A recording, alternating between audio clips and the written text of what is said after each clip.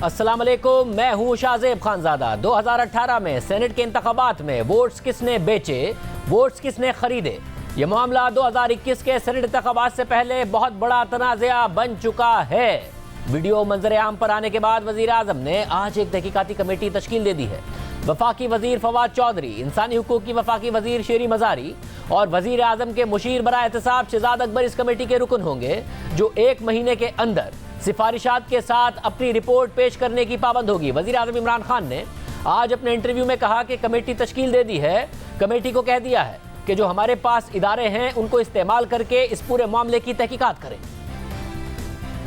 एक कमेटी बना दी है, 3 मेंबर कमेटी, और उनको हमने कहा कि इसके अंदर प्रोब करें। हमने अपनी कमेटी को कहा कि FIA जो हमारे पास इदारे हैं उनको इस्तेमाल करें और उसके बाद ये आगे रिकमेंडेशंस दें इलेक्शन कमीशन को, और अगर हमने देना है नैब को या किसी और को मज़ीद आगे दें। लेकिन अब इसके ऊपर मज़ीद आगे अगले स्टेप्स लिए जाएं और ये कमेटी को आज ही हमने तश्कील की है। यही नहीं, वजीर आजम ने आज एक बार फिर दोहराया कि अगर उनके पास पहले ये वीडियो मौजूद होती तो वो अदालत में पेश कर देते। यानी वजीर आजम बार बार कह रहे हैं कि उनके पास ये वीडियो नहीं थी, अगर होती तो उनके अपने साबिक अराकीन ने जो हतक इज्जत के मुकदमे किए हुए हैं, उनके खिलाफ किए हुए हैं, वो इस हवाले से इस वीडियो को अदालत में पेश कर देते।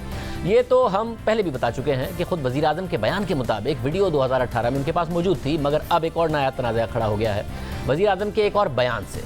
इस मामले में मजीद सवालात उठ गए हैं। वजीर आजम ने आज इंकिशाफ किया कि 2018 में जब उनकी जमात ने वोट्स बिकने के मामले पर तहकीकाती कमेटी बनाई तो इस कमेटी को कहीं से वीडियो मिली।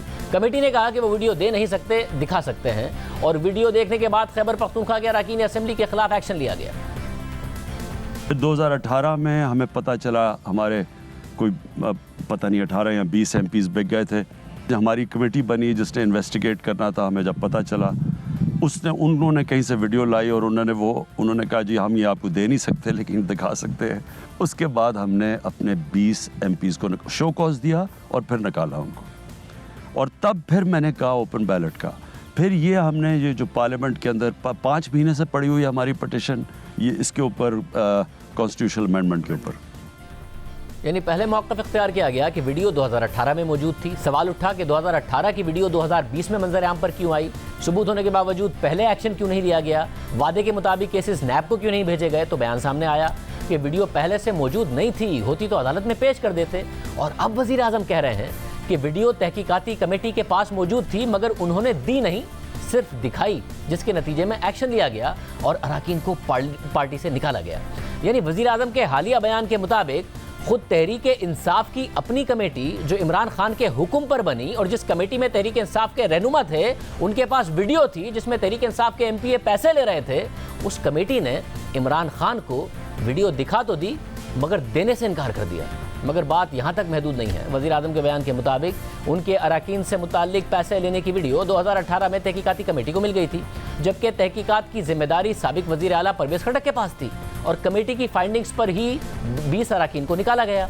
यानी कमेटी ने वीडियो देख कर यह फैसला किया। मगर दिलचस्प बात यह है कि जिन अरकान को तहरीक इंसाफ ने वोट्स फरोख्त करने के इल्ज़ाम में निकाला, उनमें से एक नाम आरिफ यूसुफ का है। और जब इस कमेटी ने फाइंडिंग्स दी तो वज़ीर आज़म ने तमाम पार्टी अरकान का नाम लिया और कहा कि हम उन्हें शो कॉज नोटिस देंगे और अगर मुतमईन ना कर सके तो कमेटी ये मामला नैब को भेजेगी और बताएगी कि वो इस नतीजे पर कैसे पहुंची। इस ऐलान के वक्त आरिफ यूसुफ का नाम वाज़ेह तौर पर वज़ीर आज़म ने खुद लिया। मेल्स जिन्होंने अपनी वोट बेची PTI के सरदार इदरीस, उबैद मायर, जाहिद दुरानी, अब्दुल हक, कुर्बान खान, अमजद अफरीदी, आरिफ यूसुफ, ये टोटल 20 हो गए। इनको चार्जशीट करेंगे, इनको मौका देंगे कि अपना एक्सप्लेनेशन दें और उसके बाद अगर ना दिया तो हम इनको नैब को इन सारों के नाम देंगे और जो भी हमने तहकीकात किया हमारी कमेटी ने, वो कमेटी फिर नैब को इनके आगे देगी कि उन्होंने कैसे इस नतीजे पे पहुंची। यानी खुद इमरान खान ने आरिफ यूसुफ पर वोट बेचने का इल्ज़ाम लगाया, उन्हें पार्टी से निकाला, जबकि आज रोजनामा द न्यूज़ में शाया होने वाली सहाफ़ी अरशद अजीज़ मलिक की खबर के मुताबिक पार्टी से निकाले जाने के बाद आरिफ यूसुफ ने पेशावर की ज़िला अदालत में इमरान खान पर हतक इज्जत का दावा कर दिया। मगर तहरीक इंसाफ ने आरिफ यूसुफ के खिलाफ सबूत देने के बजाय उनसे सुलह कर ली। खबर के मुताबिक वज़ीर आज़म के मुशीर बराए पार्लिमानी उमूर बाबर अवान आरिफ यूसुफ के घर गए और इमरान खान की तरफ से मुआजरत की, जिसके बाद वो अपने केस से दस्तबरदार हो गए। खबर के मुताबिक आरिफ यूसुफ को 21 अप्रैल 2020 को पेशावर में तहरीक इंसाफ की वेलफेयर विंग का ज्वाइंट सेक्रेटरी बना दिया गया। यानी जिस शख्स को वीडियो सबूत की बिना पर पार्टी से निकाला, फिर उन्हें पार्टी में एक अहम ओहदा दे दिया गया। द न्यूज़ की खबर में शौकत यूसुफजई ने इस बात की तरदीद की कि बाबर ऐवान आरिफ यूसुफ के घर खुद चलकर नहीं गए, मगर उन्हें खुद आरिफ यूसुफ ने बुलाया था कि वो केस से दस्तबरदार हो जाएंगे। इस मामले को दुरुस्त मान भी लिया जाए तो भी इस बात का जवाब क्या बनता है कि एक शख्स को पार्टी से निकाला, उसका क्रेडिट लिया और बाद में उन्हें पार्टी में ओहदा भी दे दिया। ये वीडियो तनाज़े से मुताल्लिक सारी की सारी सूरत हाल है। हुकूमती कमेटी क्या इस मामले की तहकीकात करेगी, ये देखना अहम होगा, क्योंकि सेनेट इंतखाबात नज़दीक हैं। इलेक्शन कमीशन ने आज शेड्यूल का ऐलान कर दिया है। 3 मार्च को सेनेट इंतखाबात होंगे, मगर अब तक ये कन्फ्यूजन बरकरार है कि ये इंतखाबात ओपन बैलेटिंग के जरिए होंगे या सीक्रेट बैलेटिंग के जरिए होंगे, क्योंकि सदारती रेफरेंस पर सुप्रीम कोर्ट ने आज भी अपनी राय नहीं दी और समाअत पीर तक मुलतवी कर दी है। मगर वज़ीर आज़म मुतमईन है कि अगर सीक्रेट बैलेट हुआ तो हुकूमत अपनी नशिस्तों से ज़्यादा नशिस्तें हासिल कर सकती है और अपना चेयरमैन सेनेट बनाने की पोजीशन में भी आ सकती है। हमारे साथ मौजूद हैं वफाकी वजीर और तहकीकाती कमेटी के रुकन फवाद चौधरी। फवाद चौधरी साहब, बहुत शुक्रिया हमें शो में ज्वाइन करने के लिए। फवाद चौधरी साहब, जाहिर है आपके ऊपर जिम्मेदारी है कि आपकी जो कमेटी है उसने इस मामले को इन्वेस्टिगेट करना है। मामला ज़ाहिर है ज़रा पेचीदा सा हो गया है। 2018 में वज़ीर आज़म ने कहा मेरे पास वीडियो है एक नाम के साथ, और उसी वीडियो की बुनियाद पर हमने लोग निकाले हैं, लोगों के नाम भी बताए। फिर कल उन्होंने कहा कि मेरे पास वीडियो होती तो मैं ज़ाहिर मेरे खिलाफ जो 2 केसेस थे मैं उस पर चला जाता। आज उन्होंने कहा कि वीडियो एक हमारी जो कमेटी हमने बनाई थी, जो ज़ाहिर वज़ीर आज़म के हुक्म पर ही बनी थी, उसने कहा कि वीडियो हम आपको दिखा सकते हैं, दे नहीं सकते। तो जो कमेटी वज़ीर आज़म ने बनाई, जो कि तहरीक इंसाफ के रहनुमाओं की थी, वो वज़ीर आज़म को क्या वीडियो देने को तैयार नहीं थे? ये क्या मामला है? देखिए, वो इम्पोर्टेंट ये नहीं है कि वीडियो कैसे दिखाई गई, क्या मिला। इम्पोर्टेंट ये है कि उस वीडियो में क्या है, और ये इम्पोर्टेंट है कि वहां पे जितने लोगों के खिलाफ वो जब कार्रवाई आई तो उनके खिलाफ कार्रवाई की गई। और सिटिंग एक जो प्राइम मिनिस्टर साहब ने उस वक्त एक ऐसा प्रेसिडेंट कायम किया जो पाकिस्तान में कभी हुआ ही नहीं था, कि उन्होंने अपनी गवर्नमेंट के 20 MPs को उठा के बाहर फेंका। ये तो पहले कभी हुआ ही नहीं था। और अब हमने ये भी देखना है कि ये तो लोग जो है अब एक्सपोज हो गए और वो वीडियो आ गई। अब हमने ये देखना है असल में कि ये जो रिश्वत दे के ये सेनेटर्स कौन से बने थे, क्योंकि देखिए ना, पीपल्स पार्टी के तो 6 लोग थे और पीपल्स पार्टी के सेनेटर इलेक्ट हो गए वहां से, और वो कौन से सेनेटर थे, तो आप भी थोड़ा सा तहकीक करिए, हम भी करेंगे और देखते हैं कि ये जो पैसे देने वाले कौन थे, और ये जो लोग जिन्होंने आके आपके सामने यहाँ पे आपने देखा उन्होंने कुरान उठाया कि हमने कुछ नहीं किया, और बाद में उनकी ये वीडियो जो है वो सबके सामने आ गई। So content of the video is more important, और उसके ऊपर क्या कार्रवाई हुई वो इम्पोर्टेंट है, उससे से ही ये ट्रांसपेरेंसी का इशू जो है उसका जन्म होता है। फौजी साहब, क्योंकि आप ये सारा मामला इन्वेस्टिगेट करने की और उसके बाद क्या होगा ये जिम्मेदारी आपके ऊपर है, इसलिए मैं जानना चाह रहा हूँ। देखिए, इस बात में तो कोई इख्तलाफ नहीं है जो बात आप कह रहे हैं कि भाई बेनिफिशरी कौन था। 6 MPs के साथ पाकिस्तान पीपल्स पार्टी 2 सेनेटर्स अपने मुंतखब करा गई। अगर पैसे चले तो बेनिफिशरी पाकिस्तान पीपल्स पार्टी नजर आती है, बिल्कुल ठीक है। ये आप एक इस मामले को ख़त्म करना चाहते हैं कि सेनेट इंतखाबात में पैसा चले, ये बात भी समझ में आती है, मगर ये बात बड़ी स्टैब्लिश करना लाजमी है कि वीडियो अगर पहले से मौजूद थी, कभी कहना कि कमेटी के पास थी, उन्होंने मुझे नहीं दिखाई, कभी कहा मेरे पास है, फिर कहना कि नहीं मेरे पास होती तो मैं अदालत में चला जाता, क्योंकि उसी वक्त कार्रवाई हो सकती थी। आज भी वज़ीर आज़म कह रहे हैं कि जी आप लोग फैसला करेंगे, यानी आपकी कमेटी फवाद चौधरी साहब के आगे FIA को भेजना है, मामला नैब को भेजना है। उस वक्त भी 2018 में वज़ीर आज़म ने कहा था मैं नैब को ये मामला भेजूंगा, नहीं भेजा, तो उस वक्त कार्रवाई हो जाती, उस वक्त ये वीडियो सामने लाई जाती, उस वक्त अदालत को दिखाई जाती, तो शायद बहुत ज्यादा आसानी होती आपको उसी वक्त ये सारी कार्रवाई करने में, लेजिस्लेशन करने में। नहीं, कार्रवाई तो बड़ी संजीदा कार्रवाई वज़ीर आज़म ने तो की। उन्होंने 20 लोगों को उठा के पार्टी से निकाल दिया। अब एक कार्रवाई है जो पार्टी अपने डिसिप्लिनरी एक्शन के तहत कर सकती है, एक कार्रवाई है जो क्रिमिनल लायबिलिटी जो है जिससे बनती है। क्रिमिनल लायबिलिटी के लिए जो सबूत चाहिए हैं वो एक देखिए ना, फॉर एग्जांपल आप एडमिनिस्ट्रेटिव एक्शन लेते हैं तो उसकी एविडेंस की नौयत और है, लेकिन अगर आपने उनको क्रिमिनल ट्रायल पे लेके जाना है तो उसकी नौयत और है। अब ये जो वीडियो आई है इसके नतीजे में जो एविडेंस है उसकी नौयत तब्दील हो गई है, और इसलिए अब इसके ऊपर क्रिमिनल लायबिलिटी जो है वो स्क्वेयरली बनती है। और जब उस वक्त भी इनके ऊपर भी बनती थी और पैसे देने वालों पर भी बनती थी, और अगर पाकिस्तान पीपल्स पार्टी ने पैसे दिए थे और आपके इल्म में ये बात थी तो एक बड़ा स्ट्रॉन्ग केस उस वक्त भी पाकिस्तान पीपल्स पार्टी के खिलाफ बनता था। ये MPs कह रहे थे कि जी परवेज खटक साहब ने हमें पैसे दिए और ये स्पीकर हाउस है, तो उस वक्त के चीफ मिनिस्टर के खिलाफ एक बड़ा स्ट्रॉन्ग केस बन सकता था और एक बहुत बड़ी और मिसाल कायम हो सकती थी। ये मामला उसी वक्त अगर किया जाता। नहीं, लेकिन ये तो कभी किसी ने नहीं कहा, परवेज खट्टक साहब वगैरह को तो नाम किसी ने नहीं दिया। नहीं, मयार साहब ने लिया। उन्होंने कहा कि परवेज खट्टक साहब ने कहा था कि ये आके 2018 में उन्होंने कहा था कि हुकूमत के सेनेटर्स के जरिए परवेज खट्टक साहब के ने ये पैसे दिए थे कि 2018 के इंतखाबात में काम आएंगे। लेकिन अब्दुल्ला मयार साहब कौन है? हाउ डेयर ही के वो किसी को एक्यूज करे? वो खुद सामने बैठे हुआ पैसे ले रहा है और उसकी मजाल है, उसकी कोई मॉरल अथॉरिटी है कि वो आके इस तरह की किसी के बारे में बकवास कर सकता है? सवाल ये है कि किसी को मॉरल अथॉरिटी तो होनी चाहिए ना, किसी को मिनिमम जो है वो बंदे की कोई हैसियत तो होनी चाहिए ना इल्जाम लगाने के लिए। और वो इसीलिए बात कर रहा है। और ये जो आपने मॉरल अथॉरिटी वाली बात की, ठीक कह रहे हैं आप कि पैसा लेते हुए वीडियो में नजर आ रहा है और इल्जाम परवेज खट्टक साहब पर लगा रहा है, मगर ये वीडियो आज आई है और ये इसलिए लगा पा रहा है कि 2018 में इसके खिलाफ कार्रवाई नहीं हुई और उन्होंने 2018 में ही कहा था कि परवेज खट्टक ने हमें पैसे दिए हैं, हुकूमत ने। देखिए, बिल्कुल नहीं लगा पा रहा। ये तो ऐसे एक फैशनेबल स्टेटमेंट है ना, उसकी क्या जरूरत है, उसकी क्या मॉरल अथॉरिटी और औकात है कि वो किसी के ऊपर इल्जाम लगाए। और स्पीकर हाउस जिन लोगों ने देखा हुआ है खैबर पख्तूनख्वा का, आप उनसे पूछ लें, ये स्पीकर हाउस है, किसी को भी पता है। ये थोड़ी है कि कोई भी मुंह उठा के आए और अपने टेलीविजन के ऊपर कह रहे कि फलाने ने पैसे दिए तो उसके पीछे हम जो है वो बात करें। ये नहीं है। लोग परवेज खट्टक को भी जानते हैं, लोग असद कैसर को भी जानते हैं और लोग इंसाफ को भी जानते हैं।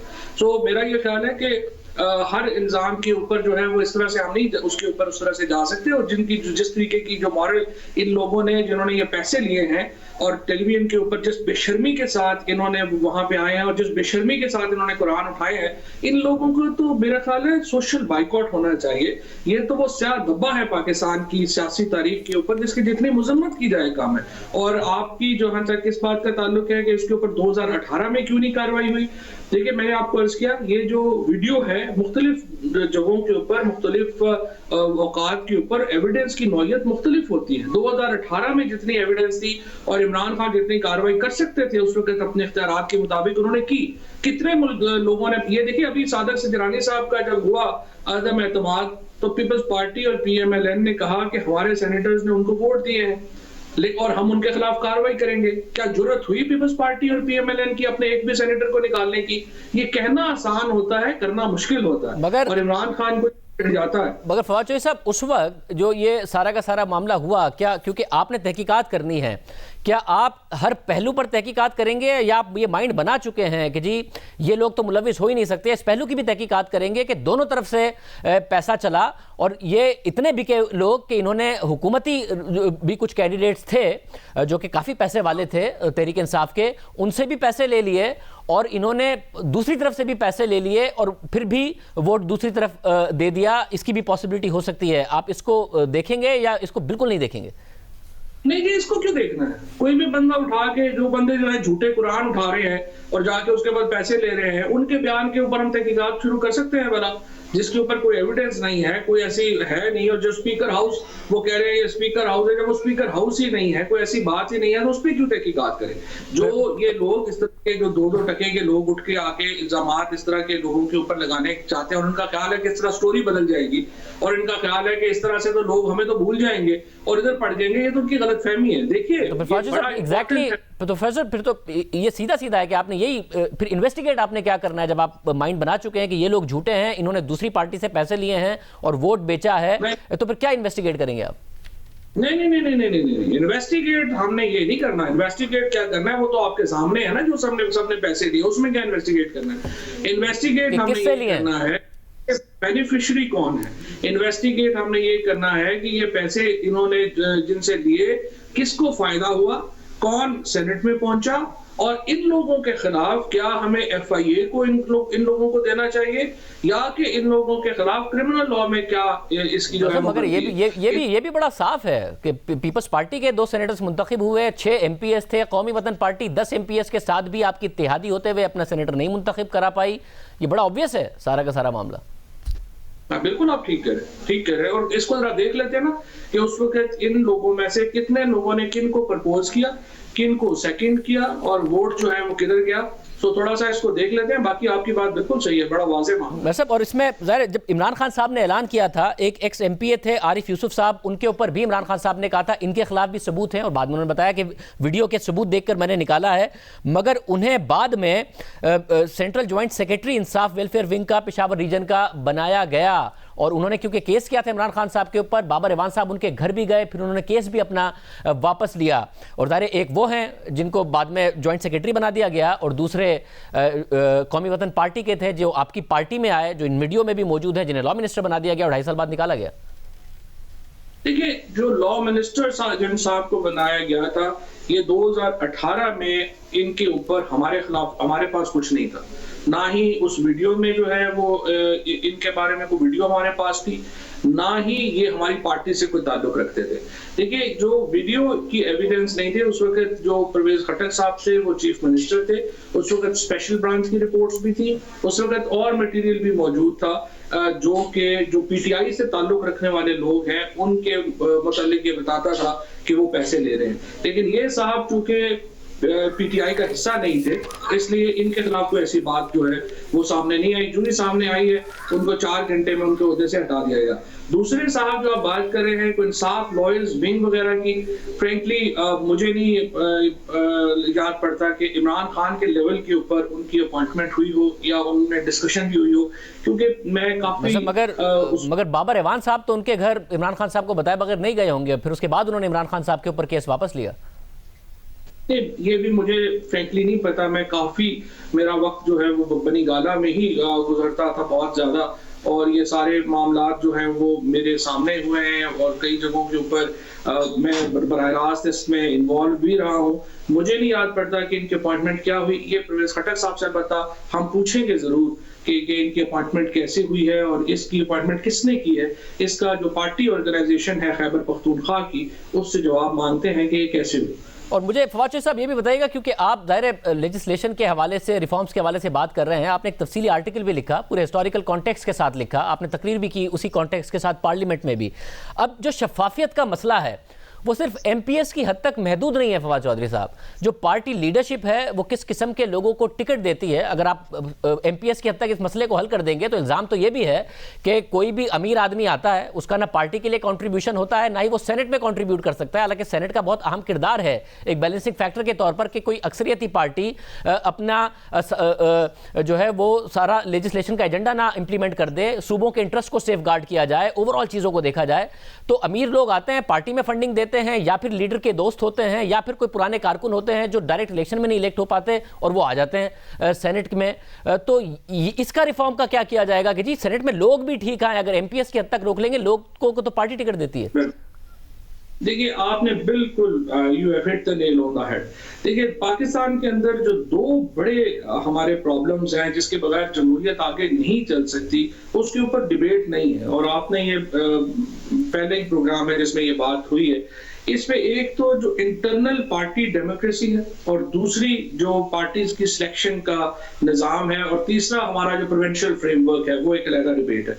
और डेफिनेटली जो पार्टी की लीडरशिप है, जब तक, और ये चीफ जस्टिस साहब ने और जस्टिस इजाजुल हसन साहब ने पिछले हफ्ते भी ये बात की थी, और उन्होंने पार्टीज के अंदर, देखिए जब तक इमरान खान जैसा लीडर हो तो फिर तो आपको ये मसले दरपेश नहीं होंगे कि कोई बंदा पैसे दे के लीडरशिप से आ जाए या कुछ हो जाए। लेकिन हमने देखा है कि बाकी जो अदवार हुए हैं उनमें यही कुछ हुआ है।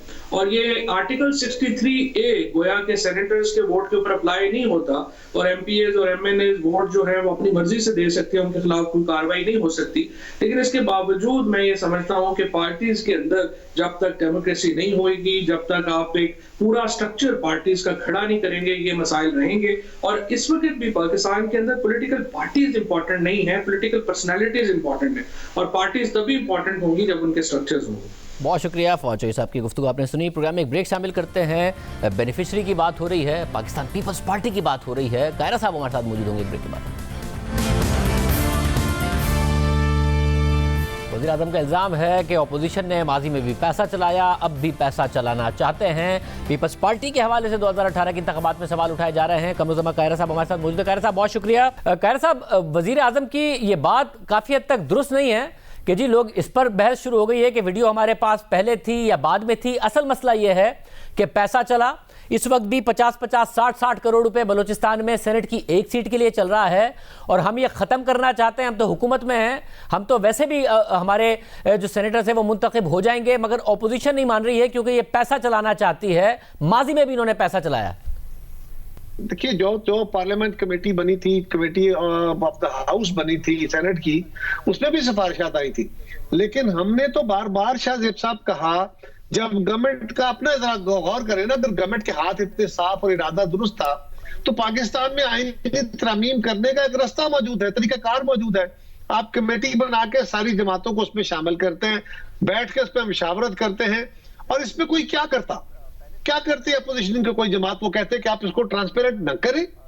हमारे पास कोई रास्ता था, मगर कह रहा लेकिन हुआ क्या? इसमें एक मसला है, इसमें एक मसला ये है कि 2000 सिर्फ अगर एक सवाल कर सकूं मैं, सिर्फ एक सवाल ये कि 2006 में आप चार्टर ऑफ डेमोक्रेसी में कहते हैं कि काम करें, उसके बाद आप लोग 18वीं तरमीम करते हैं, 18वीं तरमीम, आज भी कह रहा हूं, मगर उसके बाद आप 18वीं तरमीम करते हैं, कंसेंसस से इस मामले को नहीं एड्रेस करते।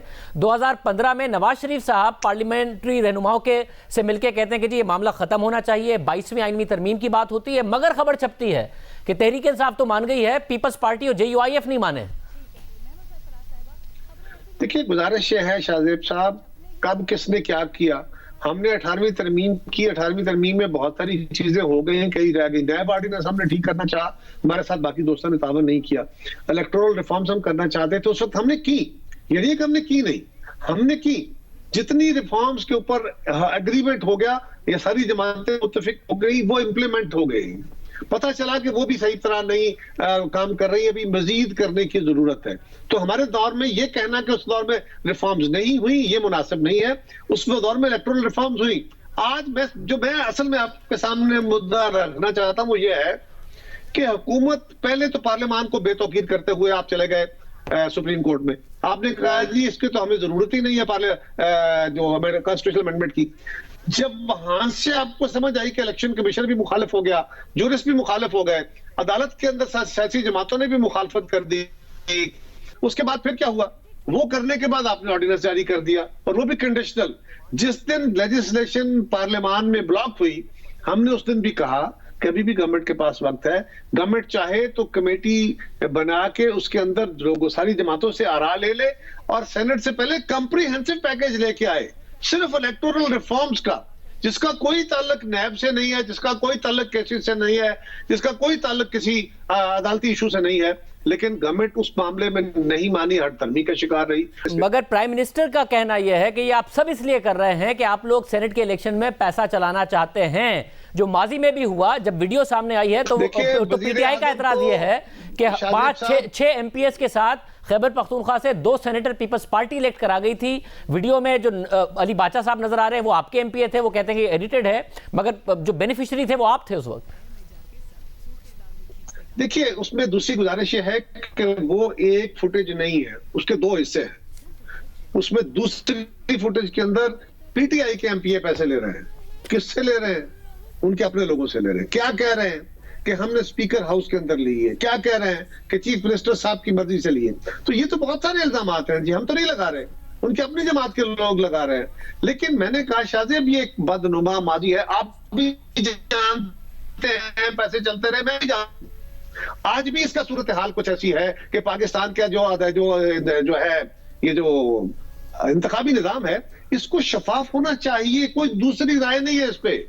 लेकिन गवर्नमेंट का काम ये है, ये अच्छा काम अगर करना भी चाहे, पहले तो इनसे होता ही नहीं अच्छा काम, अगर कोई करना भी चाहे तो उसको इस तरह करेंगे। सारी अपोजिशन को आप इन दिनों भी गालियां दे रहे हैं और कह रहे हैं लेजिस्लेशन करो। खैर साहब, जिस वक्त हुकूमत लेके आई पार्लियामेंट में मामला, उस वक्त आप लोग ये कहते हैं कि जिसमें सेनेट चेयरमैन का इंतखाब भी ओपन बैलेट के जरिए कर दें तो हम इस तरमीम को वोट देने के लिए आज तैयार हैं, तो मामला रिजॉल्व हो जाता उस वक्त। शाहजेब, मैंने गुजारिश की कि जब आप खुद शाहजेब खानजादा मेरे साथ एक बात करना चाहते हैं और अपने प्रोग्रामों में बैठ के मुझे गालियां दे रहे हैं मुसलसल, यानी मुझ पर तनकीद नहीं कर रहे, गालियां दे रहे हैं, और नंगी गालियां नहीं दे रहे हैं, और 2.5 साल से दे रहे हैं। और मैं कह रहा हूं बार बार कि शाहजेब वो बैठ के बात करें, और उसके बाद शाहजेब अचानक कहता है कि देखिए अच्छा काम करना चाहता हूं, अब ये मुझसे ताबन नहीं करता। उस वक्त जब मैं शाहजेब से ये प्रोग्राम छीनना चाह रहा हूं, जब मैं शाहजेब को इस प्रोग्राम से अलग करने के लिए बाहर निकल बैठा हूं, जब मैं सारे रास्ते बंद कर बैठा हूं, तो मेरी भी पोजीशन देखे ना कि अपोजिशन के सारे रास्ते खुद हुकूमत ने बंद किए, और अब एक अच्छे बच्चे की तरह वो कह रहे हैं कि नहीं हम तो एक अच्छा काम करना चाह रहे हैं, नेक नीति से करना चाह रहे हैं, ये हो जाएगा। और वजीर आजम तो सिवाय अपोजिशन को ब्लेम करने के और उनको गालियां देने के, और उन्होंने किया क्या 2.5 साल में? बहुत शुक्रिया कमरुज़्ज़मा कायरा साहब हमारे साथ मौजूद थे। देखते हैं मामला ये किस तरफ जाता है, आखिर हुआ क्या था उस वक्त, किसने किसको पैसे दिए थे और क्या पैसे लेने वालों ने दोनों तरफ से पैसे पकड़े थे। इस हवाले से बड़े कॉलम्स लिखे थे सलीम साफ़ी साहब ने। साफ़ी साहब से अब पूछेंगे कि वीडियो का और पैसे लेने देने का मामला क्या है, असल में क्या स्टोरी है। ब्रेक के बाद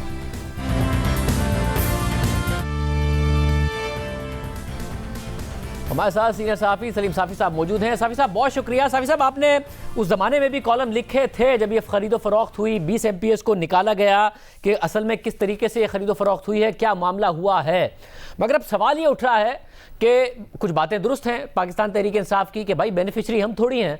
6 MPS के साथ जो 2 सेनेटर हैं वो तो पाकिस्तान पीपल्स पार्टी मुंतखब करा गई थी, कौमी वतन पार्टी के 10 MPA थे, भी सेनेटर नहीं मुंतखब करा पाए। तो असल में मामला हुआ क्या, किसने किससे पैसा पकड़ा। उबैदुल्ला मयार कहते हैं कि जी हमें पार्टी ने पैसा दिया था और कहा था 2018 के इलेक्शंस में काम आएगा। तो ये अगर पार्टी ने पैसा दिया था, वोट मगर पीपल्स पार्टी को पड़ गया, कौन किसको पैसा दे रहा था। हुआ ये था कि आपने देखा होगा कि उस वक्त पीपल्स पार्टी और PTI बलूचिस्तान में और आगे पीछे वो एक पेज पे थे। सेनेट चेयरमैन सेनेट के इलेक्शन में, फिर आफ्टर इलेक्शन भी, हुकूमत साजी में भी। तो पीपल्स पार्टी की तरफ से पहले इन दोनों की आपस में वो हुई बातचीत और जरदारी साहब इनसे 4 सीटें मांग रहे थे, ये उनको 2 देने के लिए तैयार थे। तो उसके बाद दोनों पार्टियों ने, अब ये भी इंटरेस्टिंग चीज़ थी कि जरदारी साहब ने एक तो बैरमन तंगी को मुंतखब करवाया, जो गरीब आदमी हैं, जो बहुत पुराना उनका वर्कर है, और पीपल्स पार्टी ने भी यकीनन हर किसी को पता था कि पैसा खर्च किया है उस दौर। और दूसरा उन्होंने रूबीना खालिद को करवाया। और जो इनकी तरफ से जिन लोगों को टिकट दिए गए थे, आप उनमें देखें तो सिवाय फैसल जावेद के बाकी एक भी ऐसा नहीं था कि जिनका माजी में PTI से कोई ताल्लुक़ रहा हो या वो PTI में, वो सब करपति थे। तो ये मैच दोनों पार्टियों ने उस वक़्त गर्म किया था ख़रीदो फ़रोख्त का, और उसमें किसी जगह पे पीपल्स पार्टी बारी ले गई, किसी जगह पे ये लोग बारी ले गए। और मैंने उस वक़्त ये भी जिक्र किया था कि बाज़ ऐसे लोग भी थे कि जिन्होंने पैसे पकड़े PTI पीपल्स पार्टी से, लेकिन फिर हुकूमती प्रेशर से उन्होंने वोट दिया PTI को। और बाज़ ऐसे भी थे कि जिन्होंने PTI के कैंडिडेट से भी पैसे पकड़े, लेकिन फिर वोट दिया उन्होंने पीपल्स पार्टी को। और ये जिन लोगों के ख़िलाफ़ कार्रवाई भी की गई, उसमें भी इंसाफ से काम नहीं लिया गया। मसलन उस वक़्त मेरा दावा ये था कि जो लोग बिके हैं वो 2 दर्जन के करीब हैं, लेकिन खान साहब पहले कहते थे कि हमारे 14 लोग बिके हैं।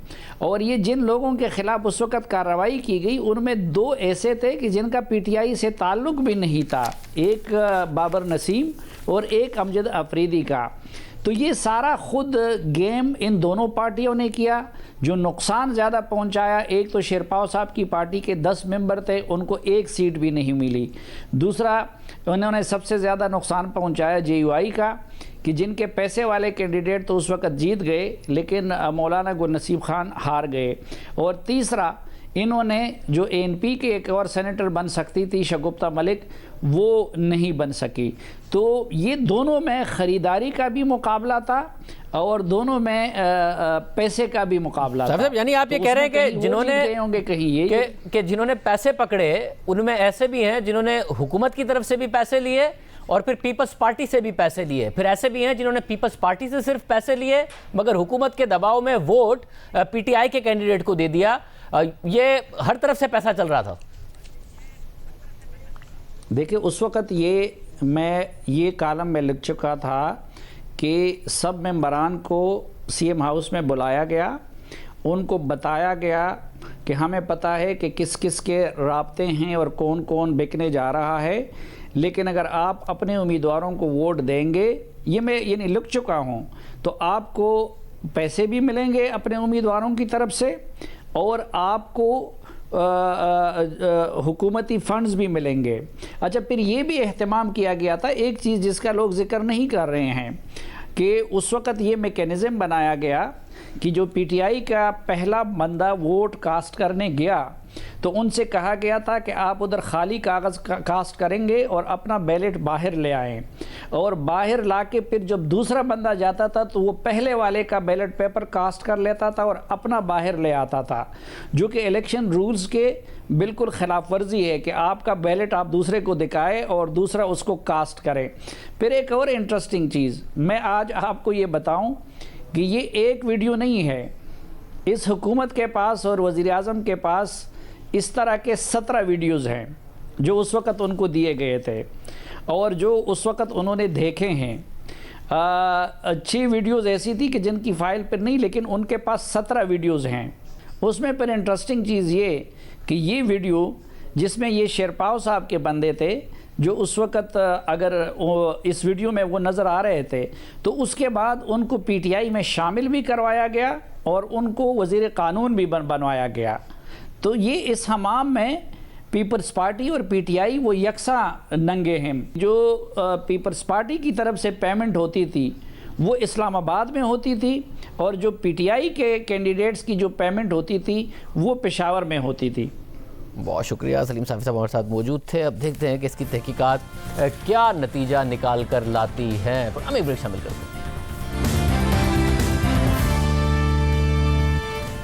सुप्रीम कोर्ट से आज एक और गैर मामूली फैसला सामने आया है। वजीर आजम तरक्याती फंड केस में चीफ जस्टिस ने फैसले में लिख दिया है कि जस्टिस काजी फाइज ईसा को वजीर आजम के खिलाफ केसेस नहीं सुनने चाहिए क्योंकि उन्होंने वजीर आजम के खिलाफ केस किया हुआ है।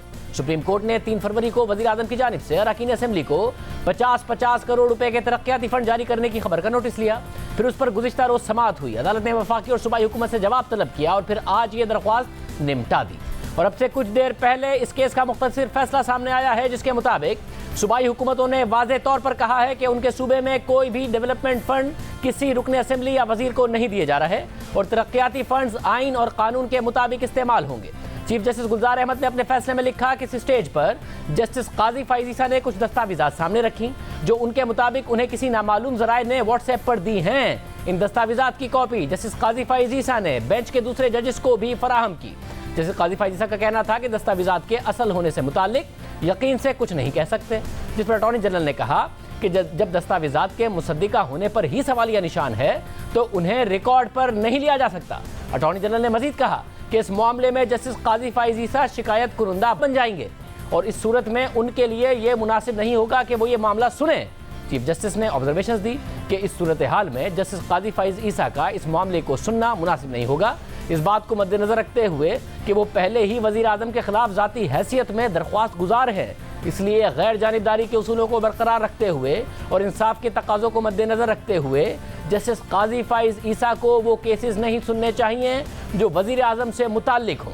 अदालत की तरफ से जो सवालात उठाए गए थे उनके जवाबात मुतालिका हुकूमतों ने दे दिए हैं, इसलिए हम इस मामले को आगे बढ़ाने में कोई वजह नहीं देखते। नतीजतन इस केस को निपटाया जाता है। ये बहुत गैर मामूली फैसला है। चीफ जस्टिस ने अपनी ही अदालत के एक सीनियर जज को वजीर आजम के खिलाफ केसेस सुनने से मना किया है क्योंकि उन्होंने वजीर आजम के खिलाफ केस किया हुआ है। ये मामला 28 जनवरी को शुरू हुआ जब ये खबर शाया हुई कि वजीर आजम इमरान खान ने तमाम अरकान असेंबली को 50-50 करोड़ रुपए के फंड्स जारी करने का फैसला किया है। फिर 1 फरवरी को इस पर एडिटोरियल लिखा गया, टॉक शोज हुए, बयानात दिए गए। फिर 3 फरवरी को जस्टिस काजी फाइज ईसा ने एक केस की समाअत के दौरान इस खबर का नोटिस लिया और वफाकी और सूबाई हुकूमतों से अरकान असेंबली के तरक्याती फंड्स के हवाले से जवाब तलब किया। फिर ये मामला चीफ जस्टिस के पास गया। उन्होंने इस मामले को सुनने के लिए 5 रुकनी लार्जर बेंच तश्कील दिया जिसमें जस्टिस काजी फाइज ईसा को भी शामिल किया, जिसने गुज़िश्ता रोज़ पहली समाअत की, जिसमें अटॉर्नी जनरल ने इस खबर की तरदीद की, जिस पर अदालत ने हैरत का इजहार किया और कहा कि हुकूमत ने इस खबर की तरदीद क्यों नहीं की। फिर आज वज़ीर आज़म के दस्तखत के साथ रिपोर्ट तलब की और आज की समाअत के बाद ये फैसला सामने आया है। हमारे साथ सीनियर सहाफ़ी अब्दुल क़य्यूम सिद्दीकी साहब मौजूद हैं। सिद्दीकी साहब बहुत शुक्रिया। सिद्दीकी साहब ज़ाहिर साल से आप कोर्ट कवर कर रहे हैं, एक अनप्रेसिडेंटेड फैसला आप समझते हैं जिसकी नज़ीर नहीं है पहले, या पहले ऐसा हो चुका है? जी शाहजेब साहब, वैसे देखा जाए तो ये काफी एक अनप्रेसिडेंटेड किस्म का फैसला है कि जो कि चीफ जस्टिस ऑफ पाकिस्तान का ये आया है तहरीरी हुक्म। अब इस तहरीरी हुक्म में ये कहा गया कि गैर मुतासिब और गैर जानिबदारी के असूल और इंसाफ का तकाजा होगा कि जस्टिस काजी फाइज ईसा वज़ीर आज़म पाकिस्तान से मुतालिक मामलात की समाअत नहीं करना चाहिए। अब इस हवाले से मैं इसको अनप्रेसिडेंटेड क्यों कह रहा हूं, उसकी वजह यह है कि आपको याद होगा कि एक मामला आया था जब इफ्तिखार मोहम्मद चौधरी साहब जो हैं वो चीफ जस्टिस थे और उनके बेटे असलान इफ्तिखार का केस हुआ था। असलान इफ्तिखार के केस के अंदर 22 के हवाले से सुप्रीम कोर्ट ऑफ पाकिस्तान का फैसले हैं जिसके अंदर ये करार दिया गया है कि बायसनेस का या गैर जानिबदार होने का फैसला और उस बेंच में बैठने ना बैठने का फैसला कि आया वो जज खुद को गैर मुतासिब समझता है या नहीं, ये फैसला उस जज ने बजाते खुद करना है। लेकिन आज का हुक्म जो है ये माजी के इन अहकामात से थोड़ा सा मुख्तलिफ है और इसमें चीफ जस्टिस ऑफ पाकिस्तान जो ऑर्डर लिख रहे हैं उसके अंदर वो ये कह रहे हैं कि इस दौरान एक सिचुएशन हुई और उस सिचुएशन के अंदर अटॉर्नी जनरल ऑफ पाकिस्तान ने इतला किया कि अगर काजी फाइज ईसा कंप्लेनेंट बनते हैं या तो फिर जो भी सूरत हाल हो उसमें जस्टिस काजी फाइज ईसा को इस बेंच में मौजूद नहीं होना चाहिए। और फिर आगे चीफ जस्टिस ऑफ पाकिस्तान ने ये कहा गो के बेंच जो है वो चीफ जस्टिस पाकिस्तान ने खुद ही तश्कील दिया है क्योंकि ये चीफ जस्टिस ऑफ पाकिस्तान का इख्तियार होता है। और फिर ये हुक्म जारी किया गया कि क्योंकि वजीर आजम के खिलाफ काजी फाइज ईसा ने मुकदमा कर रखा है तो लिहाजा इंसाफ का और गैर जानिबदारी का तकाजा ये है कि उन्हें नहीं बैठना चाहिए। बहुत शुक्रिया अब्दुल करीम सिद्दीकी साहब इस हवाले से बता रहे थे। आज के प्रोग्राम में इतना ही, इजाज़त दीजिए, अल्लाह हाफ़िज़।